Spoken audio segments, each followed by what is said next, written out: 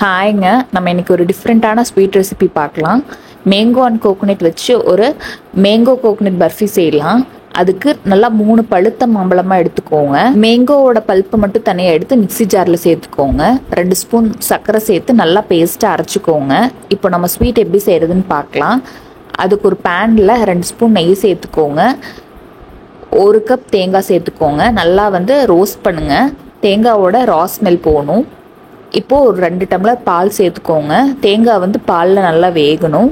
இப்போ பால் கொஞ்சம் சுண்டினதுக்கப்புறம் நான் கொஞ்சமாக குங்குமப்பூ பாலில் கலந்து வச்சுருக்கேன். அந்த பாலையும் இதில் சேர்த்துட்டு நல்லா மிக்ஸ் பண்ணிக்கோங்க.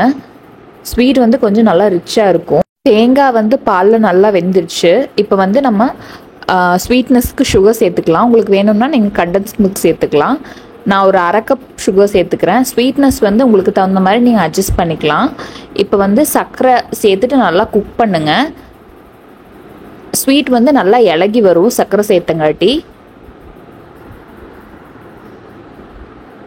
இப்போது நம்ம மிக்சி ஜாரில் அடித்து வச்சுருக்கிற அந்த மாங்காய் பல்ப்பையும் சேர்த்துட்டு நல்லா மிக்ஸ் பண்ணி கொடுங்க.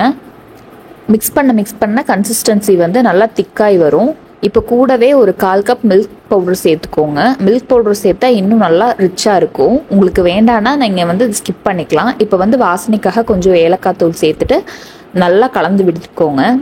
இப்போ நம்ம நல்லா மிக்ஸ் பண்ணிட்டோம். பர்ஃபியும் நல்லா கெட்டியாயிடுச்சு. இன்னொரு 5 மினிட்ஸில் பர்ஃபி ரெடி ஆயிரும். இப்போ நான் ஒரு டின்னில் பட்டர் பேப்பர் போட்டு பர்ஃபி ட்ரான்ஸ்ஃபர் பண்ணிட்டேன்.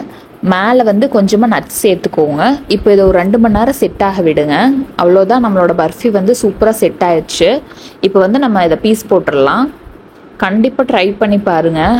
இதோட டேஸ்ட் சான்ஸே இருக்காது. நீங்கள் நார்மலாக செய்கிற கோகோனட் பர்ஃபியை விட இது ரொம்ப க்ரீமியாக ரிச்சாக இருக்கும். ஏன்னா நம்ம மில்க் பவுடர், மேங்கோ எல்லாமே சேர்த்துருக்கோம். கண்டிப்பாக ட்ரை பண்ணி பாருங்கள். தேங்க்யூ.